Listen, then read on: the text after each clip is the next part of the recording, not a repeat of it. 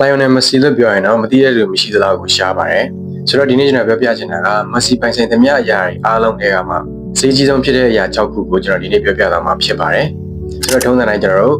နံပါတ်6ကနေစလိုက်အောင်နံပါတ်6ကတော့ Hotel MIM Sigas လို့ခေါ်တဲ့ 4 star ဆင့်ရှိတဲ့ hotel တစ်ခုဖြစ်ပါတယ်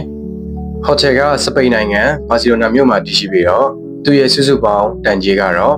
$4 million ရှိပါတယ်နံပါတ်5နံပါတ်5ကတော့ Pagani Sonder Roadster လို့ခေါ်တဲ့ပြိုင်ကားတစ်မျိုးဖြစ်ပါတယ်။ဒီကားက Pagani ကားရဲ့တဲကမှရန်ကိုရှားပါတဲ့ကားတစ်စီးဖြစ်ပြီးတော့ကို့မှာပတ်စံနေအများကြီးရှိနေတော့မှဝယ်ဖို့မလွယ်ကူတဲ့ကားတစ်စီးဖြစ်ပါတယ်။သူကတနအီကို345ကီလိုမီတာအမြင့်နှုန်း high speed နဲ့မောင်းလို့ရတယ်။သူ့ရဲ့တန်ကြေးကတော့$4.9 million လောက်ရှိပါတယ်။ So let's go to number 4. နံပါတ်4နေရာမှာကတော့ Barcelona Mansion လို့ခေါ်တဲ့ Messi ရဲ့ဇင်ခံအကြီးတစ်လုံးဖြစ်ပါတယ်။အိမ်ထဲမှာတော့အိတ်ခမ်းရှစ်ခမ်းပါဝင်ပြီးတော့အားကစားလုပ်ဖို့အတွက်ချင်းအလှပရေးအတွက် spa တွေနောက်ရေကူးကန်တွေဒါတွေပါတယ်ပေါ့လေနောက်ပြီးကိုယ်ပိုင်ရုပ်ရှင်အောင်လည်းပါသေးတယ်ကွာမက်ဆီဘောလုံးလေ့ကျင့်ရေးလုပ်ဖို့အတွက်လည်း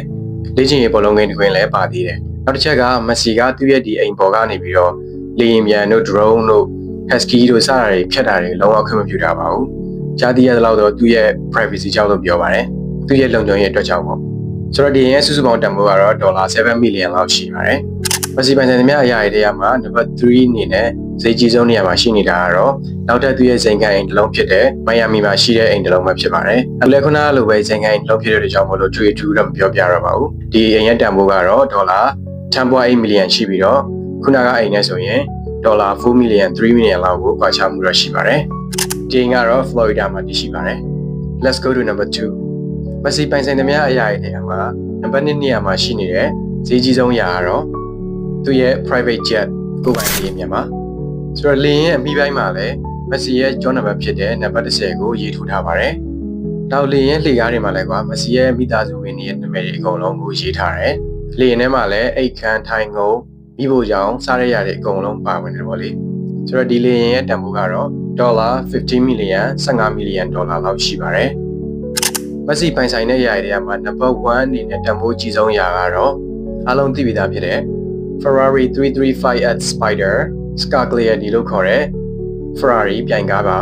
ဒီကားကကမ္ဘာအရှားအပါဆုံးကားတွေထဲမှာတစ်မျိုးဖြစ်ပြီးတော့ Ferrari ရဲ့ရောင်းမှုသမျှကားတွေထဲမှာရောင်းစည်းအမြင့်ဆုံးရရှိခဲ့တဲ့ကားတစ်စီးဆိုလည်းမမှားပါဘူးသူရဲ့တန်ဖိုးကြီးရတဲ့အကြောင်းရင်းကတော့သူကတာမန်ပြိုင်ကားတစ်စီးမဟုတ်ဘဲနဲ့ကွာ Motorsport လို့ခေါ်တဲ့ကားပြိုင်တဲ့နေရာတွေမှာ legendary တွေဖြစ်တဲ့ Peter Collin တို့ Moss တို့စားတဲ့ကားမောင်းသမားကြီးတွေပေါင်းခဲ့တဲ့ပြိုင်ပွဲဝင်ခဲ့တဲ့ကားမျိုးလို့ဖြစ်ပါတယ်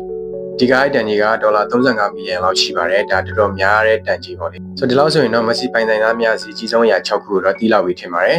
ကျွန်တော်ကတော့ English Tips and Tricks ကအိမ်မှာ